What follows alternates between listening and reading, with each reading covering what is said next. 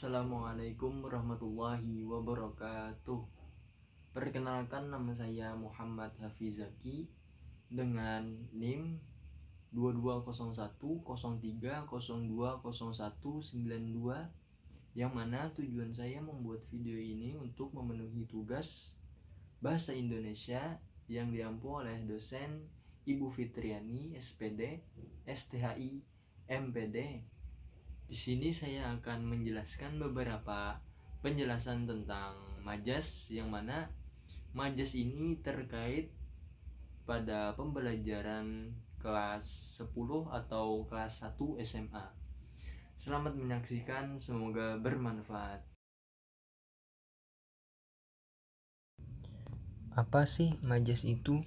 Majas adalah salah satu bentuk gaya bahasa untuk mendapatkan suasana dalam sebuah kalimat agar semakin hidup. Mudahnya bisa kita pahami bahwa majas itu bisa menjadi ungkapan yang bisa menghidupkan suatu kalimat. Majas melakukan penyimpangan makna dari suatu kata yang biasa digunakan. Adapun contoh dari eksternalnya yaitu seperti kalimat dia adalah tangan kanan Pak Budi. Tangan kanan di sini bisa dilihat dari makna sebenarnya ialah anggota tubuh manusia. Namun dalam kalimat dia termaksud tangan kanan Pak Budi di dalam majas, bahwa makna yang sesungguhnya ialah berubah menjadi orang kepercayaan. Selanjutnya, jenis majas yang ada dalam bahasa Indonesia sangat banyak sekali, tapi kita akan bahas beberapa saja yang sering muncul di pelajaran.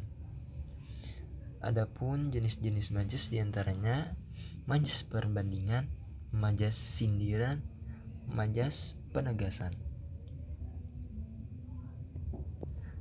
Yang pertama dari jenis-jenis majas ialah majas perbandingan. Majas perbandingan ini cukup banyak muncul di pelajaran sekolah. Majas perbandingan adalah majas yang membandingkan atau menyandingkan antara satu objek dengan objek lainnya.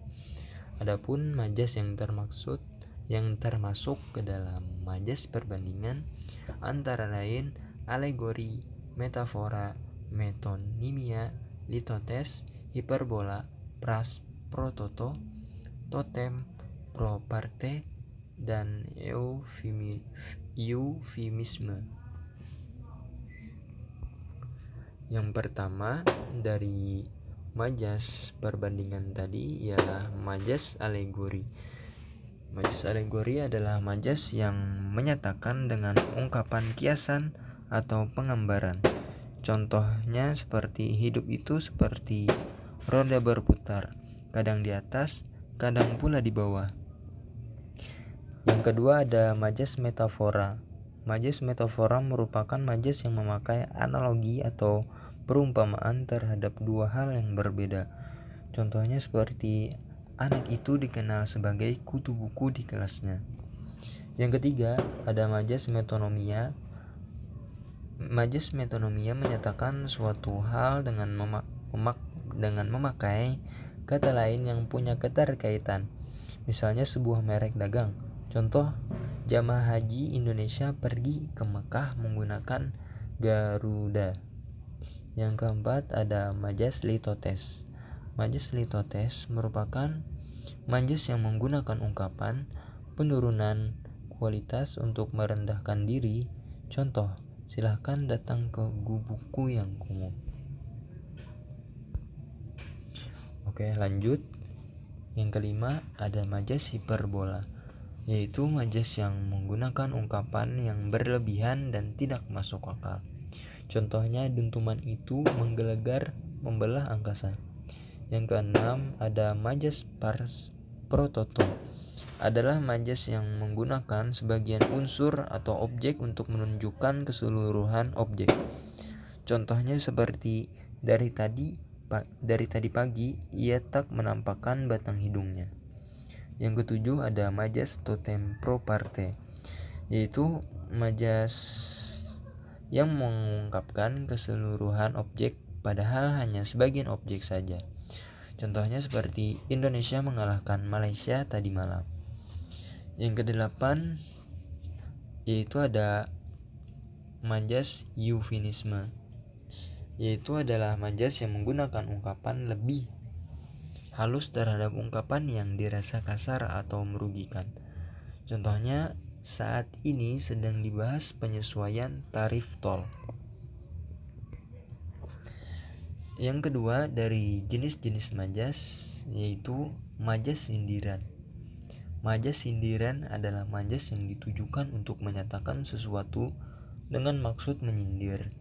Untuk jenis majas sindiran yang paling sering muncul di buku sekolah seperti ironi, sarkasme, dan sinisme.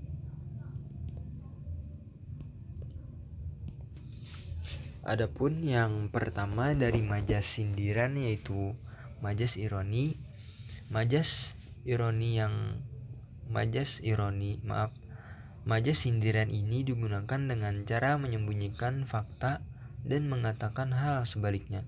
Contoh suaranya sangat merdu sekali seperti kaset kusut. Yang kedua ada majas sarkasme, yaitu majas ini bisa dikatakan sebagai majas sindiran yang kasar. Contoh, putih benar wajah kamu, sampai bisa aku sendoki bedaknya. Yang ketiga ada majas sinisme. Majas sinisme ialah majas yang lebih bersifat mencemooh atau atas ide atau pemikiran. Contoh, kamu sudah pintar kan? Kenapa masih bertanya kepada aku? Oke, kita lanjut yang terakhir dari jenis-jenis majas yaitu majas penegasan. Majas penegasan adalah majas yang digunakan untuk menyatakan suatu hal secara tegas. Nah, kalau untuk majas penegasan di sini nanti akan diberikan contoh dari pleonasme, repetisi, dan aliterasi. Yang pertama dari majas penegasan yaitu majas pleonasme adalah majas yang menambahkan keterangan pada kalimat yang sudah jelas sebenarnya tidak diperlukan. Contoh, dia sudah turun ke bawah. Yang kedua ada majas repetisi. Majas ini merupakan majas pengulangan kata frasa atau klausa untuk mempertegas maksudnya. Contoh, awas, tunggu kedatanganku besok. Tunggu. Yang ketiga ialah majas aliterasi. Majas aliterasi adalah majas yang menggunakan pengulangan huruf konsonan pada awal kata. Contoh, beli baju biru bersama Budi. Oke, demikian apa yang bisa saya jelaskan daripada beberapa penjelasan tadi menyangkut tentang majas, pengertian, jenis-jenis, dan contohnya. Semoga bermanfaat. Terima kasih. Wassalamualaikum warahmatullahi wabarakatuh.